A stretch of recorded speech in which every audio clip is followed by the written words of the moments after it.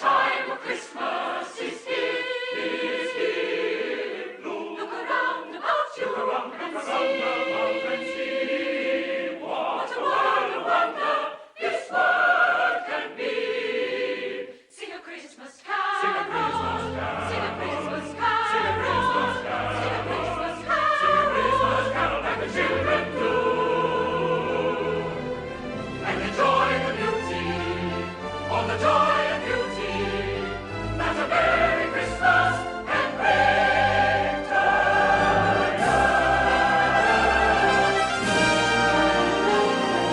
Good evening, and thank you for joining us. Welcome to another Christmas classic produced by the A.C.T. Players and the First United Methodist Church of Santa Monica. Listen as we take you back to Victorian London to tell a tale of greed, ghosts, and the heart of Christmas. Ladies and gentlemen, sit back, relax, and enjoy Charles Dickens' A Christmas Carol.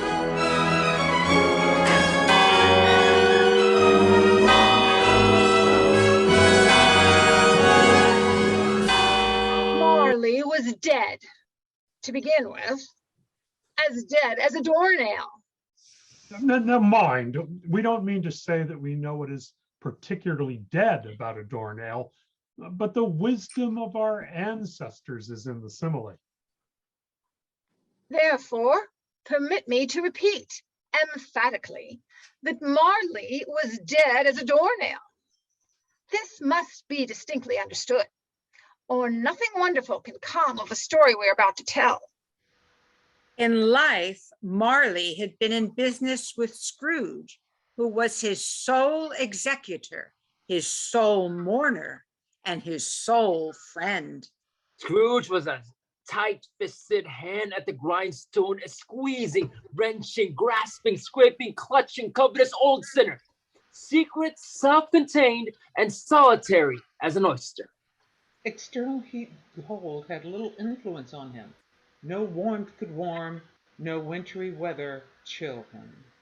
One bitterly cold Christmas Eve, old Scrooge sat busy in his counting house. His cell door was open so that he might keep an eye upon his clerk, who was copying letters. Scrooge had a very small fire, but the clerk's fire was so very much smaller that it looked like one coal, but he couldn't replenish it, for Scrooge kept the coal box in his own room. And on this night of all nights, Scrooge's nephew Fred burst through the establishment's front door. Oh, geez. A Merry Christmas, Uncle. God save you. Ah, humbug. Christmas a humbug, Uncle. Surely you don't mean that. Surely I do. Merry Christmas. Bah. What reason have you to be merry? You're poor enough. For what reason do you have to be dismal? You're rich enough.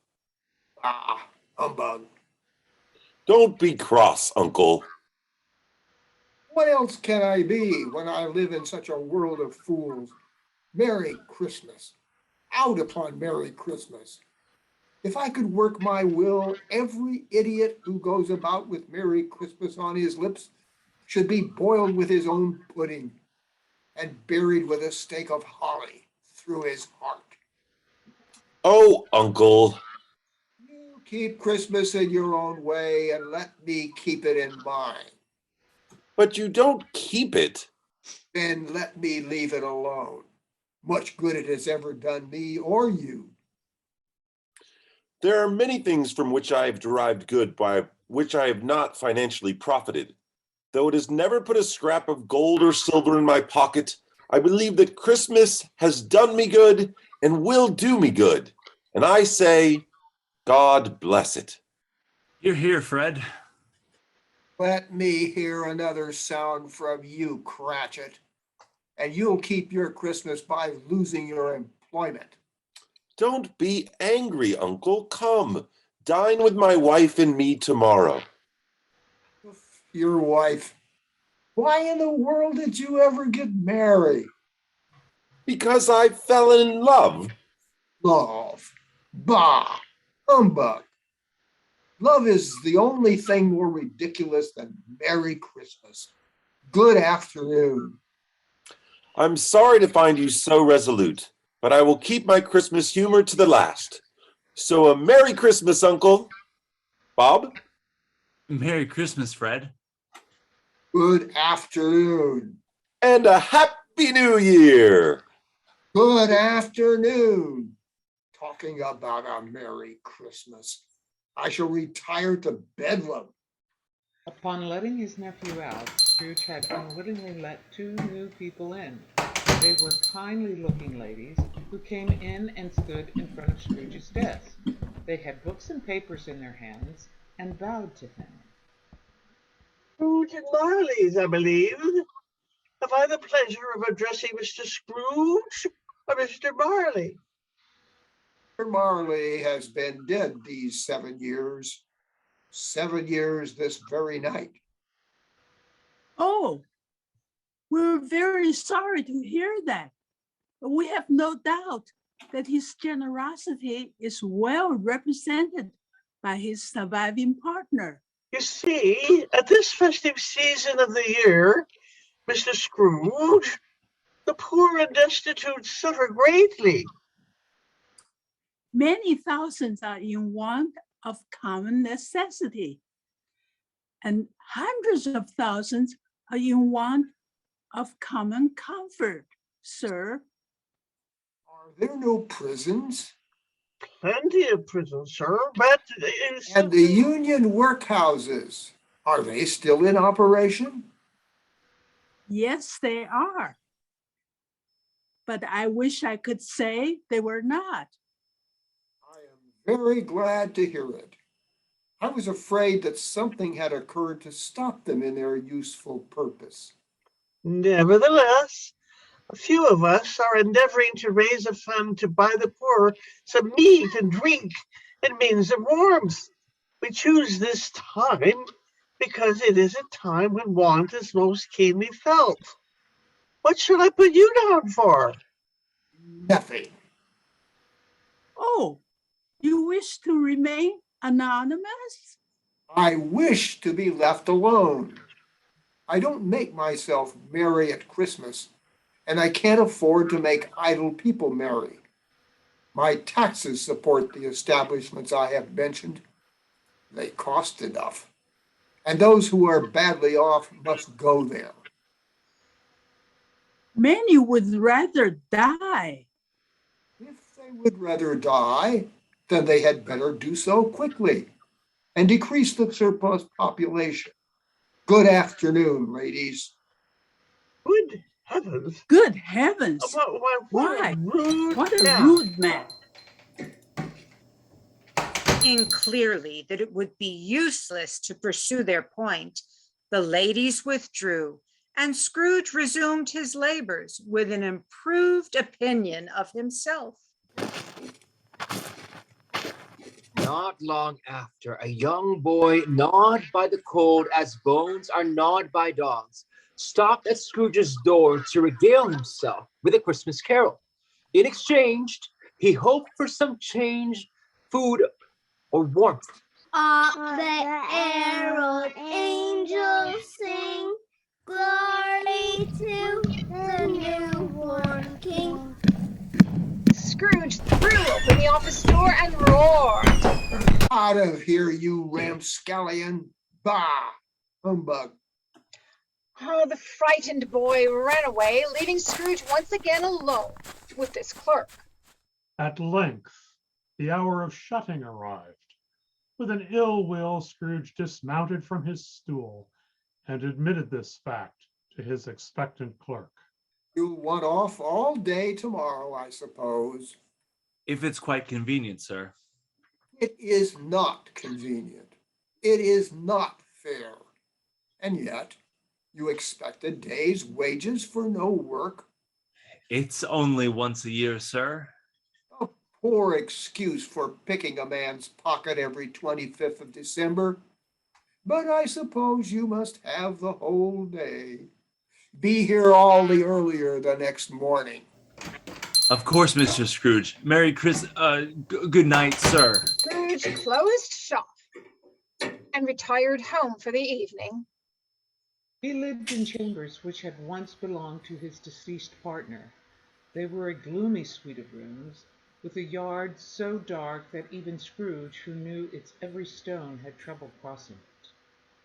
Now, it is a fact that there was nothing at all particular about the knocker on the door. It is also a fact that Scrooge had seen it night and morning during his whole residence in this place. Let us also keep in mind that Scrooge had not bestowed one thought on Jacob Marley since his last mention of his dead partner that afternoon. So then let any man explain, if he can, how it happened that Scrooge, having his key in the lock of the door, saw in the knocker, not a knocker, but the face of his old partner, Jacob Marley. Jacob, is that you? As Scrooge looked fixedly at this phenomenon, it was a knocker again. He put his hands upon the key, turned it, and quickly scurried in. Bah, humbug. Darkness is cheap, and Scrooge liked it. But before he shut his heavy door, he lit a candle and walked through his rooms to see that all was right. He had just enough recollection of Marley's face to incite his search. Quite satisfied, he closed the door and double-locked himself, and then he sat down the fire to eat some gruel. Marley's face. Bah, humbug. Sitting there, Scrooge's glance happened to rest upon a bell, a disused bell, hung in the room. It was with great astonishment and with a strange, inexplicable dread that as he looked, he saw this bell begin to swing. It swung so softly in the outset that it scarcely made a sound, but soon it rang out loudly, and so did every bell in the house. This might have lasted half a minute, but it seemed an hour. The bells ceased as they had begun together. They were succeeded by a clanking noise deep down below, as if someone was dragging heavy chains over the stairs. It's humbug still. I won't believe it. His color changed, however, when without a pause a specter came on heavy through the door and passed into the room before his eyes. It had the face of Jacob Marley, the same as Scrooge had seen in his knocker. The chain he carried was clasped about in his middle. It was long and wound him up about like a towel made of cash boxes, keys, padlocks, ledgers, keys, and heavy purses wrought in steel. His body was transparent. Dear God, what do you want with me? Much. What are you? Ask me who I was. Then. In life, I was your partner, Jacob Marley. No, I don't believe you. Why do you doubt your senses? Because a little thing affects them.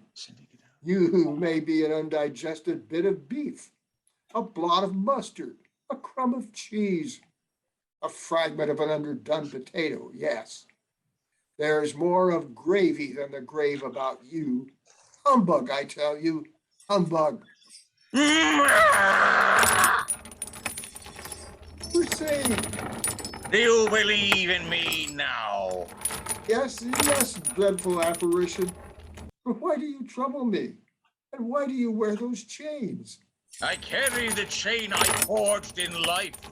I made it link by link and yard by yard, and now I am doomed to wear it for all eternity, as you are doomed to wear yours. Mine? Your chain was as full and heavy as this 7 Christmases ago. You have labored on it since. It is a terrible and ponderous chain. Oh, Jacob Marley, speak comfort to me. I have none to give. In life, my spirit never walked beyond our counting house, never roamed beyond the narrow limits of our money-changing hole.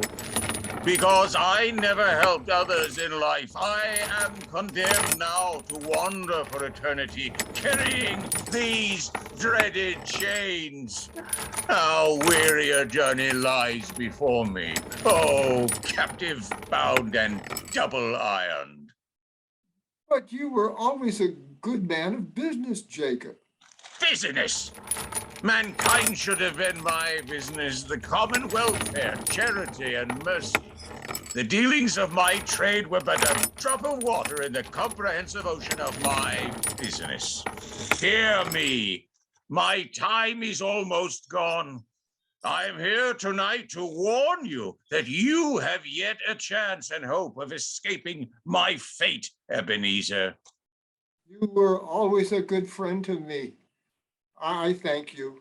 Tonight, you will be haunted by 3 spirits.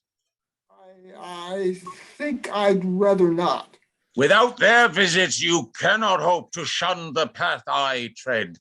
Expect the first tomorrow when the bell tolls 1. Couldn't I take them all at once and get it over with, Jacob? Expect the second when the bell tolls 2, and the third when the bell strikes 3. Listen carefully and learn from them. I must go now and wander in everlasting repentance. Look to see me no more, and for your own sake, remember what has passed between us. When he had said these words, the apparition walked backwards from Scrooge, and at every step it took, the window raised itself a little, so that when the spectre reached it, it was wide open. The spectre floated out the bleak, dark night to enter a sky of moaning spirits.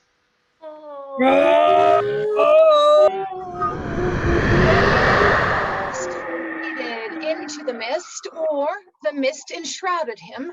Scrooge could not tell, but his moaning voice faded, and the night became as it had been. Scrooge closed the window and examined the door by which the ghost had entered.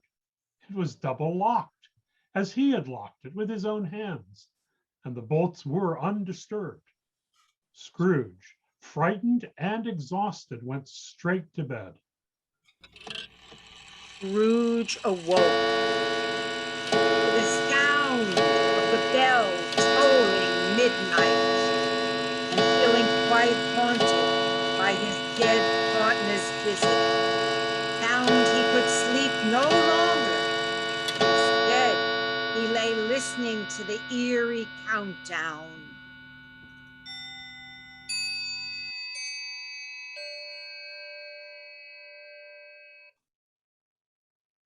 Quarter past?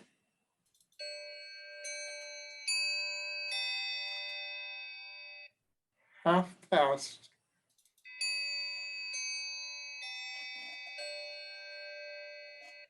A quarter to. The hour bell sounded, a melancholy one.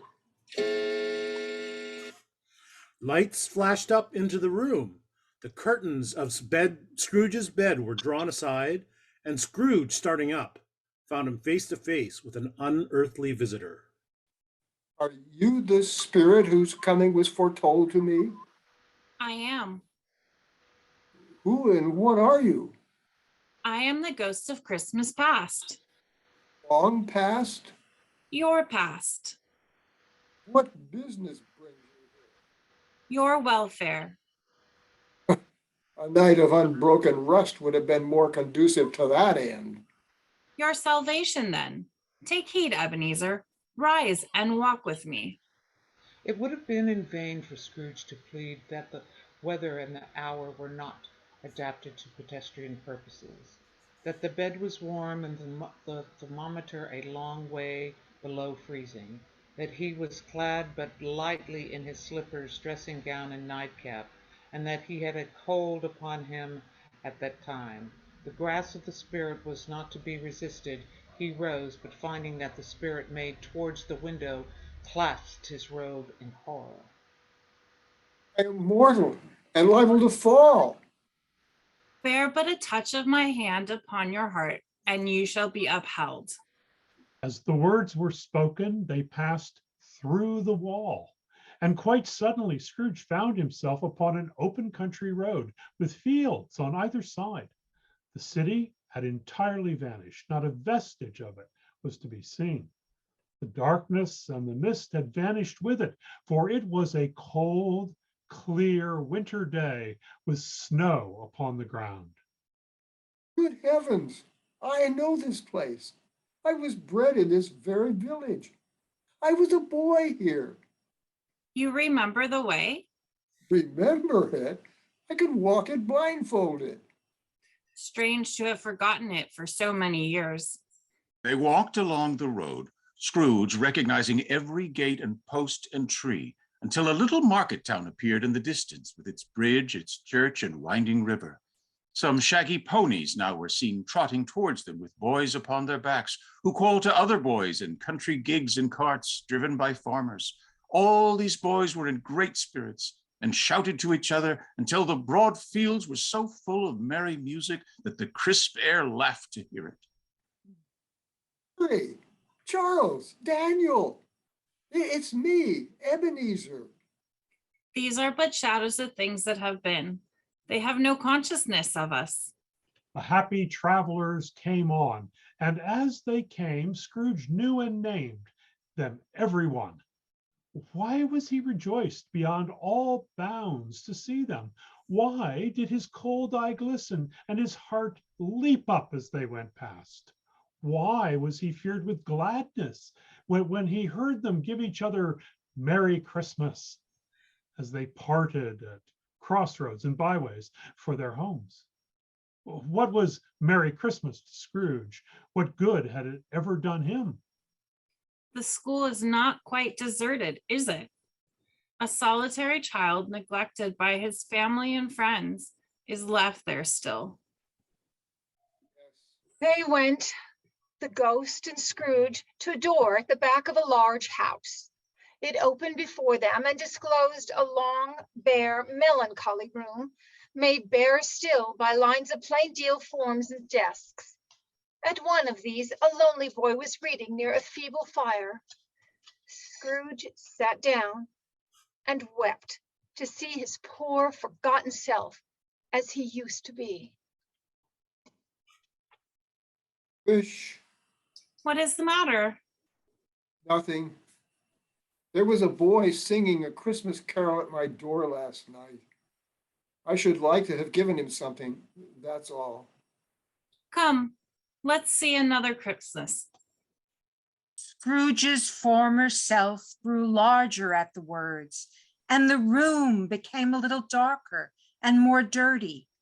He was alone again when all the other children had gone home for the holidays.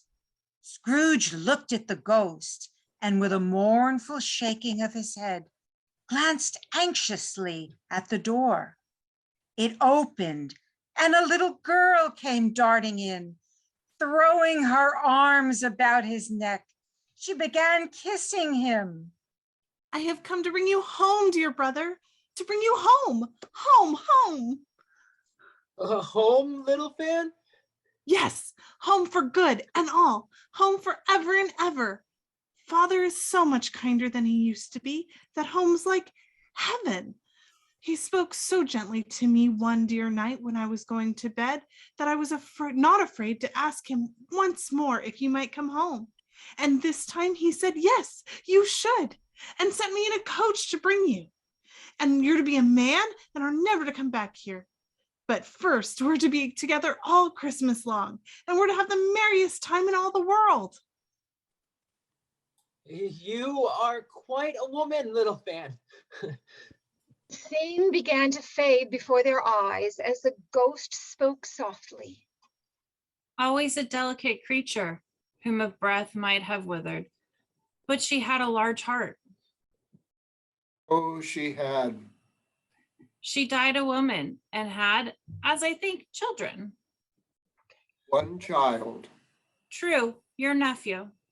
Yes. Although they had but that moment left the school behind them, they were now in the busy thoroughfares of a city. It was made plain enough by the dressing of the shops that here too it was Christmas time again. But it was evening and the streets were merrily lit. The ghost stopped at a certain warehouse door. Do you know it? Know it? I was apprenticed here. They went in.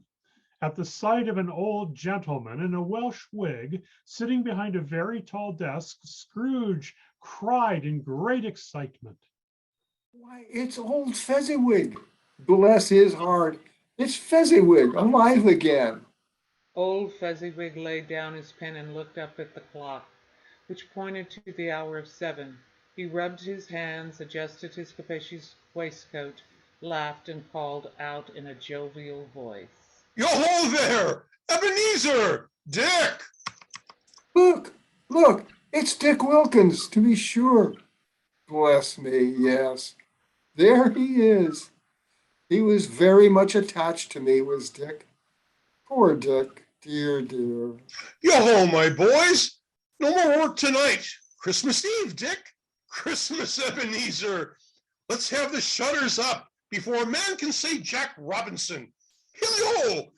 Clear away, my lads, and let's have lots of room here. Hilly-ho, Dick. Cheer up, Ebenezer. Clear away? There was nothing they wouldn't have cleared away, or couldn't have cleared away with old Fezziwig looking on. It was done in a minute. Every movable was packed off as if it were dismissed from public life for evermore. Let's sweep the floor, boys, and throw more fuel upon the fire. Soon the warehouse was as snug and warm and dry and bright as a ballroom, as you would wish and desire to see upon a winter's night. In came a fiddler with a music book and went up to the lofty desk. In came Mrs. Fezziwig with one vast substantial smile. In came the 3 Fezziwig daughters. In came the young men and women employed in the business. In came the baker, his cousin, and the neighbors. In they all came, one after another, some shyly, some boldly, some gracefully, some awkwardly. There were dances, and there were forfeits, and more dances, and there was cake, and there was negus, and there was a great piece of cold roast, and there was a great piece of cold boiled, and there were mince pies and plenty of beer. When the clock struck 11, this domestic ball broke up. Mr. and Mrs. Fezziwig took their stations, one on either side of the door, and shaking hands with every person individually as he or she went out, wished him or her a Merry Christmas. And thus the cheerful voices died away, and the apprenticed lads were left to their beds, which were under a counter in the back shop. What a night, Ebenezer. Old Fezziwig certainly knows how to set the season. Any more gaiety and I may burst from it. Any more beer and you might as well burst out of that, Wilkins.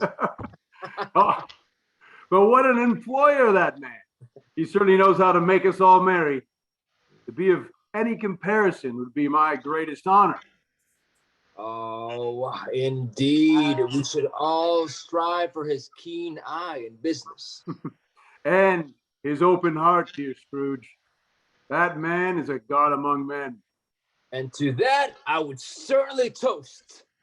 A small matter to make these silly folks so full of gratitude. Oh? Why, he spent but a few pounds of your mortal money, only 3 or 4 perhaps. Is that so much that he deserves this praise? It isn't that, Spirit. He has the power to render us happy or unhappy, to make our service a pleasure or a toil. The happiness he gives is quite as great as if it cost a fortune. What's the matter? Nothing. Something, I think. No, no.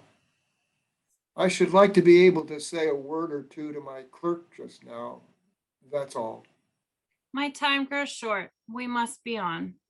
This was not addressed to Scrooge, or to anyone whom he could see, but it produced an immediate effect. For again Scrooge saw himself in a new place. He was older now, a man in the prime of his life. There was an eager, greedy, restless motion in his eye, which showed a passion that had taken root, and where the shadow of the growing tree would fall. He was not alone, but sat by the side of a fair young girl in a mourning dress, in whose eyes there were tears, which sparkled in the light that shone out of the ghost of Christmas past. It matters little to you. Another idol has displaced me.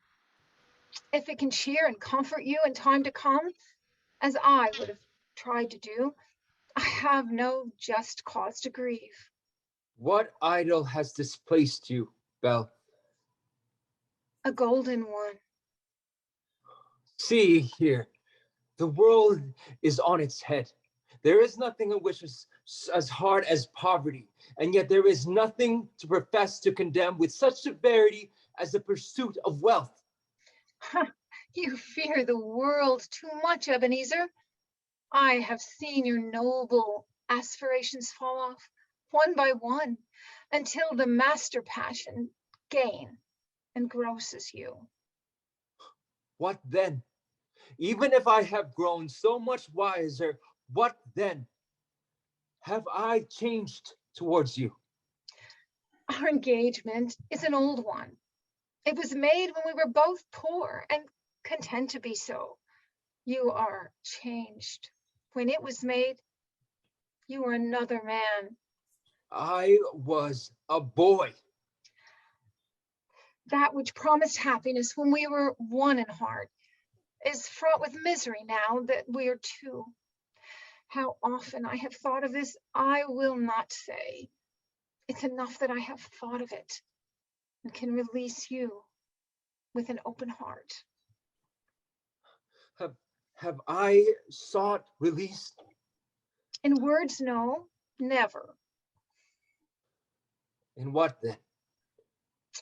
In a changed nature, in an altered spirit, in everything that made my love of any worth or value in your sight. Tell me, if we had not met then, would you still try to win me now? You think not? I would gladly think otherwise if I could, but I cannot believe that now. You would choose a girl who has no dowry? You who weigh everything by gain. And so I release you with a heart full for the love of the man you once were. Oh, dearest Ebenezer, may you find happiness in the life you have chosen. Spirit, show me no more. Why do you delight in torturing me? I told you, these are shadows of the things that have been. They are what they are. Do not blame me. Leave me, I beg of you. I cannot bear it. As quickly as she had appeared, the ghost vanished, and Scrooge was returned as if he had never left to his bed, curtains drawn closed. Upon peering out from behind their dark folds, he found his room as it was and always had been, dark, empty, and lonesome. As he adjusted his thoughts on this, he pulled the covers close, and shivering slightly, he fell to sleep. Awakening in the middle of a prodigiously tough snore and sitting up in bed to get his thoughts together, Scrooge heard the final turn of the cogs before the sound of the bell ringing two.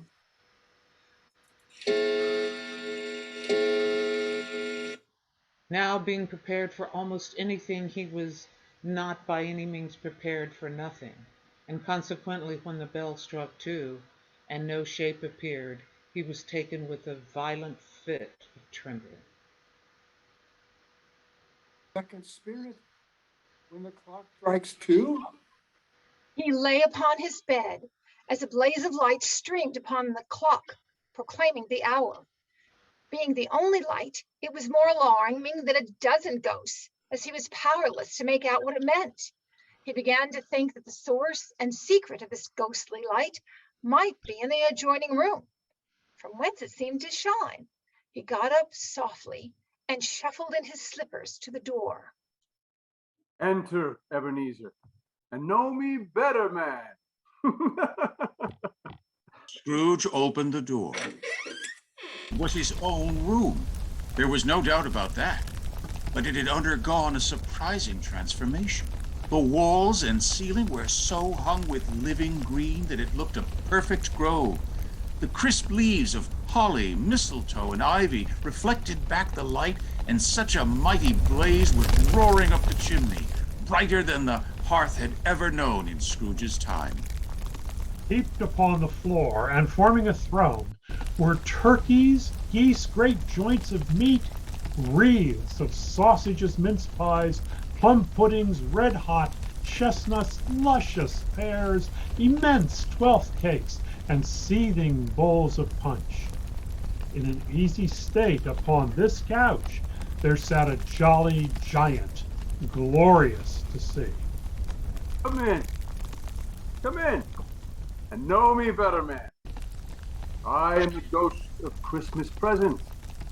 Have you ever seen the likes of me before? Never. You've never walked forth with my elder brothers?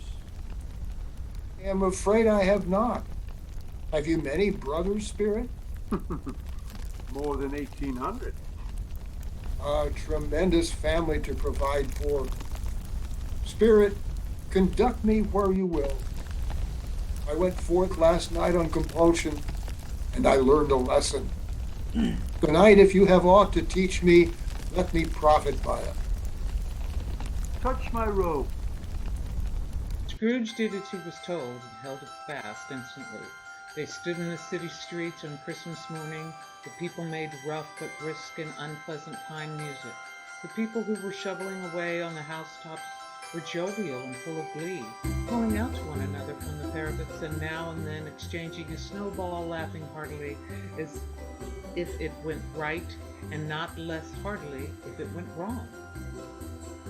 Soon the steeples called people to church and chapel, and away they came, flocking through the streets in their best clothes and gayest faces. The sight of the poorer revelers appeared to interest the spirit very much.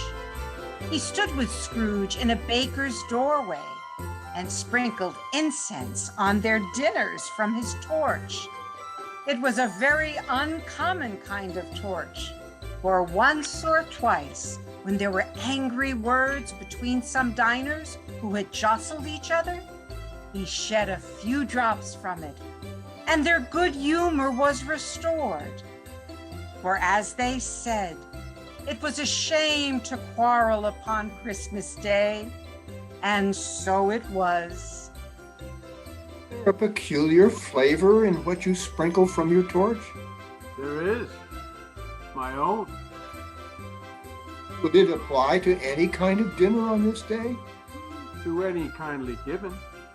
To a poor one most. Why to a poor one most? Because it needs the most. Perhaps it was the good spirit's own kind, generous, hearty nature, and a sympathy with all poor men that led him straight to the home of Scrooge's clerk. On the threshold of the door, the spirit smiled and stopped to bless Bob Cratchit's dwelling with the sprinkling of his torch. Peering through the window, Scrooge saw Mrs. Cratchit setting the table, assisted by Belinda Cratchit, her daughter, while her son Peter was plunging a fork into the saucepan of potatoes. Two smaller Cratchits came tearing in, asserting that outside the baker's they had smelt the goose and known it for their own. What is keeping your father then? And your brother, Tiny Tim? And Martha weren't this late last Christmas? Here I am, Mother. There's Martha now, Mother. Hurrah! Martha, you're such a goose. Why, bless my heart, dear, how late you are. But never mind, so long as you're here. Sit by the fire and warm yourself. No, there's Father coming. Hi, Martha, hide. Scrooge watched as Martha hid herself, and in came Bob the father, with Tiny Tim upon his shoulder. Alas, for Tiny Tim, he bore a little crutch, and had his limbs supported by an iron frame. Why, where's our Martha? Not coming. Not coming. Not coming on Christmas Day. No longer able to contain herself, Martha popped out from her hiding place. Here I am, dear Papa. There's our girl. What a happy sight. How did Tim behave in church this blessed evening? As good as gold or better. Coming home, he told me he hoped that people saw him in church because it might be pleasant for them to remember on Christmas Day. Who made lame bakers walk and blind men see. Just then the youngest Cratchit brought in the goose. Its tender and deliciousness is highly praised, as its cheapness for its size, which was small indeed. Next came the pudding. Everybody had something nice to say about it, but nobody except Scrooge said or thought it was at all a small pudding for such a large family. At last, the dinner was done. The Cratchit family drew around the fire. At Bob Cratchit's elbow stood the family display of glass, including 2 tumblers and a mustard cup. In each was hot punch from a jug, smelling of apples, oranges, and spice. Bob served out each with beaming looks, while the small supply of chestnuts on the fire sputtered and crackled noisily. A Merry Christmas to us all, my dears. God bless us. Hear, hear, God bless us.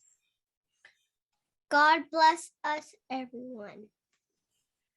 At seeing the rather large Cratchit family with so little and yet so happy, Scrooge became thoughtful. Spirit, tell me if Tiny Tim will live. I see a vacant seat in the chimney corner and a crutch without an owner. Oh, no, kind Spirit. Say he will be spared. If these shadows remain unaltered, the child will die. What then? If he should die, he had better do it quickly and decrease the surplus population. Oh, Spirit. A feeling of shame overtook Scrooge, and he lowered his eyes, but they were raised again when he heard Bob Cratchit mention his name. I give you Mr. Scrooge, the founder of the feast. The founder of the feast, indeed. I wish I had him here. I'd give him a piece of my mind to feast upon. My dear, the children, Christmas Day. It should be Christmas Day, on which one drinks to the health of such an odious, stingy, unfeeling man as Mr. Scrooge. You know he is, Bob. No one knows it better than you do. Emily, it's Christmas Day. I'll drink to his health for your sake and the day, not for his. A Merry Christmas and a Happy New Year. He'll be very merry, I have no doubt. The children drank the toast after her. The mention of Scrooge cast a dark shadow on the party, which was not dispelled for a full 5 minutes, but after it passed, they were 10 minutes merrier than before. They were not a handsome family. They were not well dressed. Their shoes were scuffed. Their clothes were scanty. And there would be no Christmas presents. But they were happy and grateful and contented with the time with family. And as the scene faded, Scrooge kept his eye upon them, especially Tiny Tim, until the very last. It was a great surprise to Scrooge to suddenly hear the hearty laugh of his nephew Fred, and to find that he had been spirited to a bright, dry, gleaming room with the ghost standing smiling by his side. He said that Christmas was a humbug, as I live. He believed it too. More shame on him, my dear, as he is very rich. At least Fred tells me so. What of that, my dear? His wealth is of no use to him. He doesn't do any good with it. He doesn't make himself comfortable with it. He hasn't the satisfaction of thinking that he's ever going to benefit us with it. Fred's a saint. I'm afraid I have no patience with him. Oh, no patience at all. No. I disagree. I'm sorry for him. I couldn't be angry with him if I tried. He suffers most from his ill whims. Here he takes it into his head to dislike us, and he won't come and dine with us. What's the consequence to him? He doesn't lose much of a dinner. Indeed, I think he loses a very good dinner. Here, here, Anne. Thank you, Topper. Do go on, Fred. I was only going to say that he loses some pleasant moments, which could do him no harm. He surely loses pleasanter companions than he can find in his own thoughts, either in his moldy old office or his dusty chambers. I give him the same chance every year, whether he likes it or not, for I pity him. He may rail at Christmas till he dies. If he finds me going there in good temper year after year and saying, Uncle Scrooge, how are you? If it only puts him in the spirit to leave his poor clerk 50 pounds, that's something. After a while, they played at forfeits, for it is good to be children sometimes, and never better than at Christmas when its mighty founder was a child himself. There was a game of blind man's bluff, likewise a game of how, when, and where, at which Fred's wife, Anne, was very gifted, and to the secret joy of Scrooge's nephew, beat her fellow partygoers hollow. There might have been 20 people there, young and old, but they all played, and so did Scrooge, for wholly forgetting that his voice made no sound in their ears, he sometimes came out with his guess quite loud, and very often guessed right as well, for the sharpest needle was not sharper than Scrooge, blunt as he took it in his head to be. Shall we play yes and no next? Certainly. I'm particularly good at that game. Oh, yes, let's. New game. Might we still stay, Spirit? Who has a good subject? As it happens, I think I have a particularly good one. Let's have it then. Is it a mineral? No, A vegetable? no, Animal. An animal then. whatever else. That was my guess. Does it live in the country? Certainly not. A zoo, then?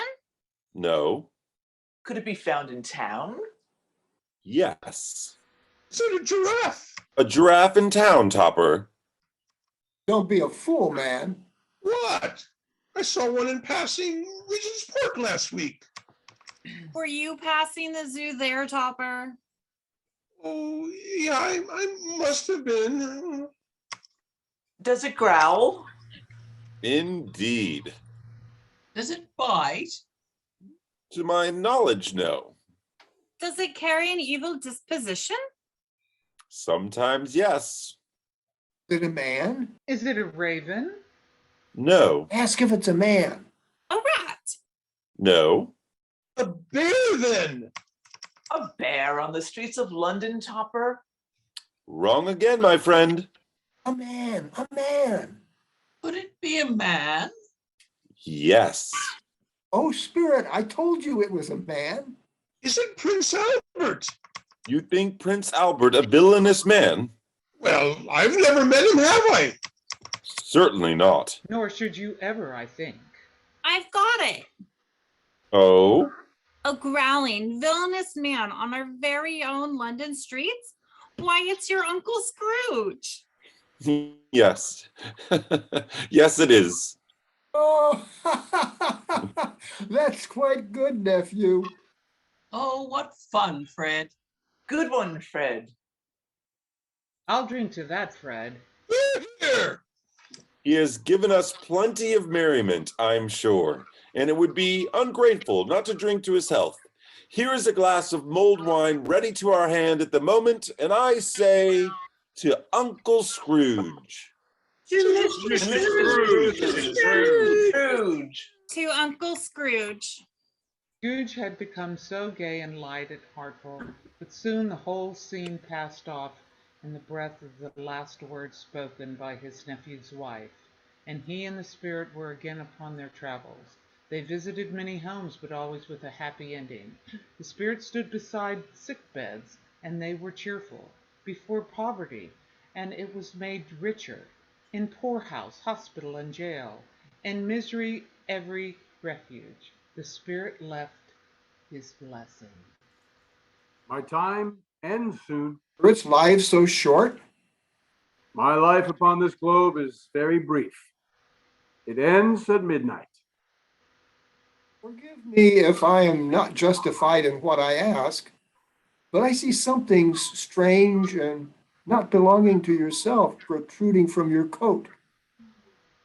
From the foldings of its coat, the ghost brought forth two children, wretched, abject, frightful, hideous, miserable. They knelt down at its feet and clung upon the outside of his garment. Are they yours? They are man's. This boy's name is Ignorance. The girl is Want. Beware them both and all of their kind, but most of all, beware this boy. For on his brow I see that which is written is doom, unless the writing be erased. Refuge? No resource? Are there no prisons? Are there no workhorses and houses?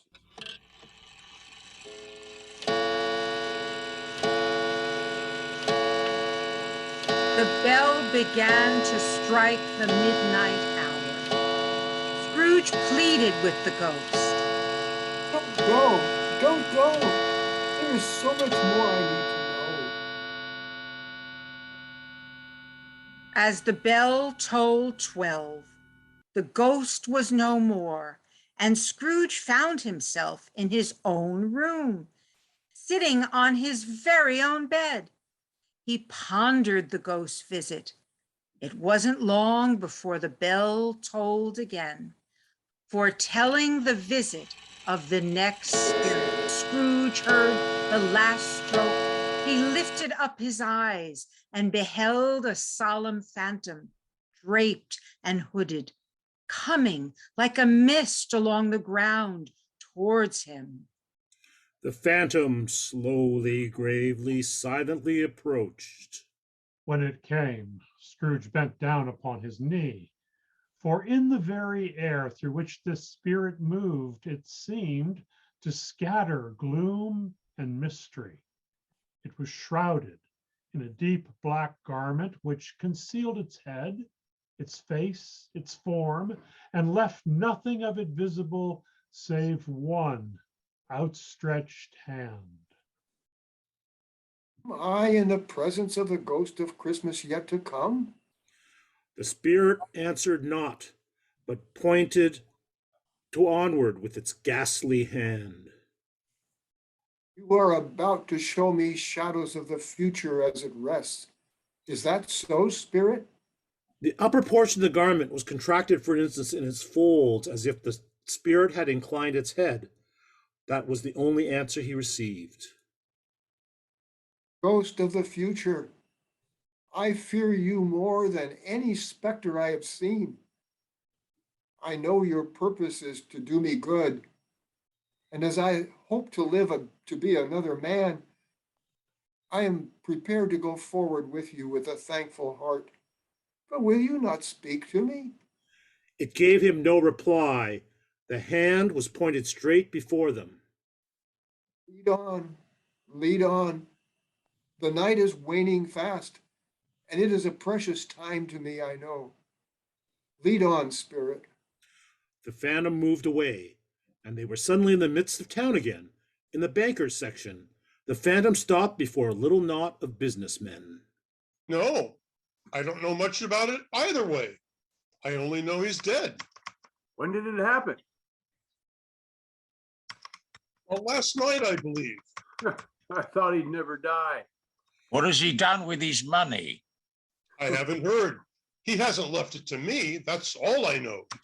Oh, yeah, if only. You know, it's likely to be a very cheap funeral. I don't know anybody who'd go to it. Well, I don't mind going if lunch is provided. Yeah. Well, I am the most disinterested among you. But when I come to think of it, I'm not at all sure that I wasn't his best friend, though I'm certain we only ever spoke once, and of business at that. Quiet in the dark, the phantom stood beside Scrooge with his outstretched hand. They left the busy scene and went into an obscure part of town where Scrooge had never been before. The ways were foul and narrow, the shops and houses wretched. The whole quarter reeked with crime, filth, and misery. Sitting in a shop among the wares he dealt was a gray-haired rascal, nearly 70 years of age, smoking his pipe in all the luxury of calm retirement. Scrooge and the Phantom came to see this man just as a woman with a heavy bundle slunk into the shop, followed by her two companions who were carrying smaller bundles. Oh, my, the undertaker, Mrs. Dilber, and the laundress. Well, welcome, my dears. Now, what have you brought, old Joe? Rumors are true, and methinks we has a right to take care of ourselves as a reward for it. He always did, no man more so. Yeah, and who the worse for the loss of a few things such as these? Not a dead man, I suppose. No, indeed. If he wanted to keep him after he was dead, he'd have had somebody look after him when he died, instead of gasping out his last breath alone. It's the truest word that ever was spoke. It's a judgment on him. Yeah, I wish I had a little heavier judgment, mind you. If I could have laid my hands on anything else. True. Open the bundle, old Joe. Let me know the value of it. Let's see. A seal. I'll make that too.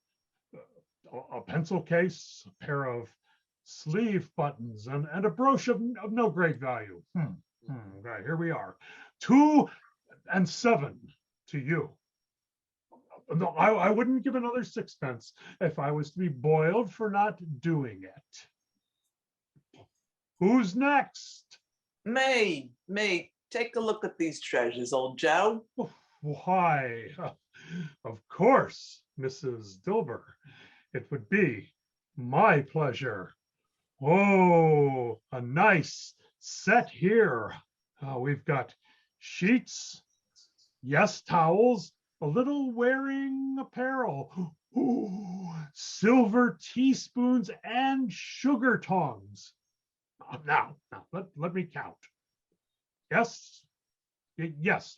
That's 8 and 4 for you, love. Why, thank you, dearie. Oh, I always give too much to the ladies. It's a weakness of mine.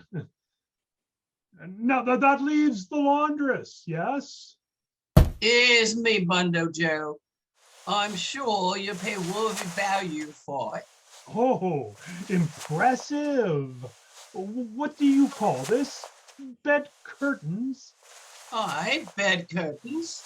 You don't mean to say you took them down, rings and all? Yes, I do, and why not? Oh, you were born to make your fortune.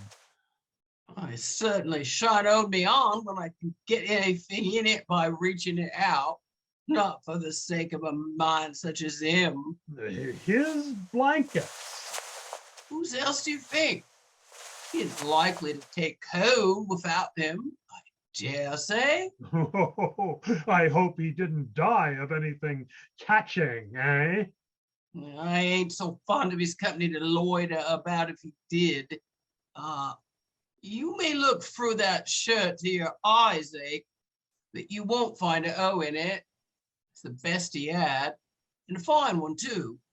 They'd have wasted it if it weren't for me. Well, what do you call wasting it? Putting it on him to be buried in. Somebody was fool enough to do it, but I took it off. If calico ain't good enough for such a purpose, it ain't good enough for anything. He can't look uglier than he did in that one.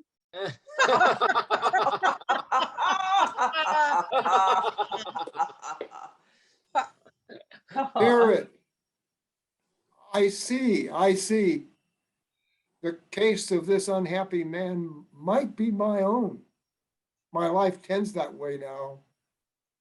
If there is any person in this town who feels emotion by this man's death, show that person to me, Spirit. I beseech you. The ghost conducted him through several streets familiar to his feet, and soon they entered poor Bob Cratchit's house, the dwelling he had visited before. They found Mrs. Cratchit and her children seated quietly round the fire. Mrs. Cratchit was doing needlework. Oh, the color hurts my eyes. It makes them weak by candlelight. I wouldn't show weak eyes to your father when he comes home for all the world. It must be near his time.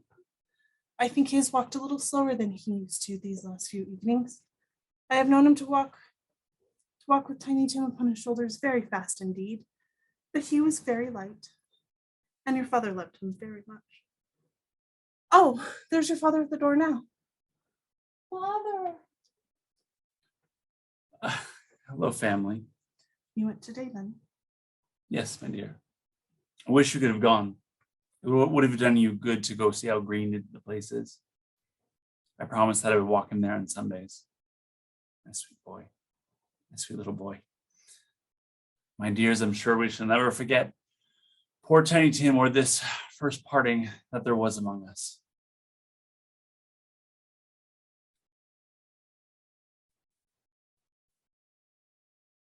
Tiny Tim, oh Spirit, tell me there's another way around this cruel trick of fate. Tell me he can be spared. Without an answer, the ghost of Christmas yet to come conveyed Scrooge as before to a churchyard. Is he here? That wretched man whose name I need to learn? Is he beneath the ground of this desolate and forgotten churchyard? It is a fitting place indeed. The spirit stood among the graves and pointed down to one. Before I draw nearer to that stone to which you point, answer me one question. Are these the shadows of things that will be, or are they the shadows of things that may be only? Still, the ghost pointed downward to the grave by which it stood. The course you showed me foreshadows certain ends. But if the courses be departed from, the ends will change, yes? Say it is so, Spirit. The spirit was as immovable as ever. Scrooge crept toward it, trembling as he went, and read upon the stone of the neglected grave his own name, Ebenezer Scrooge. No, Spirit. Oh, no, no, Spirit, hear me. I am not the man I was. I will not be the man I was before this night. Why show me this if I am past all hope? Good Spirit, assure me that I yet may change these shadows you have shown me. I will honor Christmas in my heart and try to keep it all the year. I will live in the past, the present, and the future. I will not shut out the lessons that they teach. Oh, tell me, I may sponge away the writing on this stone. Holding up his hands in a last prayer to have his fate reversed, Scrooge saw an alteration in the phantom's hood and dress. It shrunk, collapsed, and dwindled down into a bedpost. Yes, and the bedpost was his own. The bed was his own. The room was his own. Best and happiest of all, the time before him was his own, to make amends in. O past, present, and future, the spirits of all three shall strive within me. O Jacob Marley, heaven and Christmas time be praised for this. I say it on my knees, old Jacob, on my knees. The bed curtains are not torn down, rings and all. They are here. I am here. I don't know what to do. I am as light as a feather, and I am as happy as an angel. I am as merry as a schoolboy. A Merry Christmas to everybody. A Happy New Year to all the world. Running to the window, he opened it and put out his head. He called down to a boy in Sunday clothes who perhaps had wandered to the house to see what all the noise was. Hello, you, young lad. What's today? Sorry? What's today, my fine fellow? Today, why, it's Christmas Day. It's Christmas Day. I haven't missed it. The spirits have done it all in one night. They can do anything they like. Of course they can. Do you know the poulterers at the corner? I should hope I do. An intelligent boy, a remarkable boy. Do you know if they've sold the prize turkey that was hanging up there? What? The one as big as me? Yes, indeed. It's hanging there now. Is it? Go and buy it. Are you joking? No, I'm in earnest. Go and buy it and tell him to bring it here. Come back with the man and I'll give you a shilling. Come back with him in less than 5 minutes and I'll give you half a crown. Oh, right then, Governor. I'll send it to Bob Cratchit's. He won't guess who said it. It's twice the size of Tiny Tim. Scrooge then dressed himself in his very best and at last got out into the streets. The people were by this time pouring forth as he had seen them with the ghost of Christmas present, and walking with his hands behind him, Scrooge regarded everyone with a delighted smile. He looked so irrepressibly pleasant, in a word, that 3 or 4 good-humored fellows addressed him with the season's greetings. And Scrooge often said afterwards that of all the sounds he had ever heard, those first true greetings were the warmest in his ears. He had not gone far when, coming on towards him, he beheld the charitable women who had walked into his counting house the day before. My dear ladies, Merry Christmas. I hope you succeeded yesterday in your pursuit on behalf of the poor.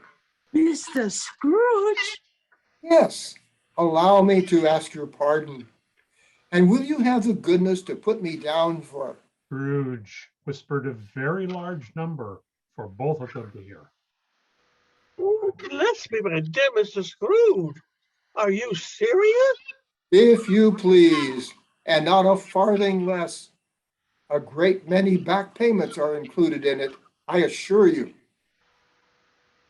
Oh, very generous of you. Thank you. Thank you so very much. Merry Christmas. Merry Christmas indeed. Scrooge wandered the streets of London with renewed warmth. He'd never dreamed that any walk, that anything could give him so much happiness. He turned his steps toward his nephew's house. He passed the door a dozen times before he had the courage to go up and knock. Why, bless my soul, it's a bit early. Who could that be? Uncle Scrooge? Yes, it is me. I have come to have dinner with my family. Do you still have room at your table for an old fool? Am I welcome? Still, welcome. It's a mercy Fred didn't shake his arm off. Scrooge felt at home in 5 minutes. Nothing could be heartier. His niece looked just the same. So did everyone when they came. Wonderful party, wonderful games, and Scrooge took part in it all, well into the night. The next morning, he arrived early to his office. He wanted to be there to catch Bob Cratchit coming in late. The clock struck 9. No Bob. A quarter past. No, Bob. Finally, Bob Cratchit hurriedly entered. He was a full 18.5 minutes behind. What do you mean by coming in at this time of day? I am very sorry, sir. I am behind my time. It shall not be repeated. I was making rather merry yesterday, sir. You wouldn't believe the Christmas I had, sir. Emily had just began cooking the goose when... I am not going to stand for this kind of behavior any longer, Bob Cratchit. And therefore, to prove it, I am about to raise your salary. But, sir, my salary, Mr. Scrooge. Are you feeling quite well? All right? Yes, Bob, better than I have in a long, long while. Merry Christmas. A merrier Christmas, my fellow, than I have ever given you. I'll raise your salary and assist your family in any way I possibly can. We will discuss your affairs this afternoon over a Christmas bowl of smoking bishop. We shall make up the fires and buy another coal shuttle before you dot another I, Bob Cratchit. Oh, thank you, Mr. Scrooge. Thank you. Mr. Scrooge, well was better than his word. He did it all, and infinitely more. And to Tiny Tim, who did not die, he was a second father. He became as good a friend, as good a master, and as good a man as the good old city ever knew.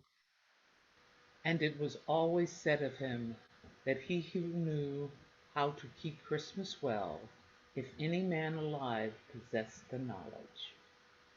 May that be truly said of all of us. And so, as Tiny Tim observed, God bless us. God bless us, everyone. Thanks again for joining us for Charles Dickens' A Christmas Carol. We hope you enjoyed yourselves this evening. May the spirit of Christmas be with you and all of us this happy season. Merry Christmas and a very good night.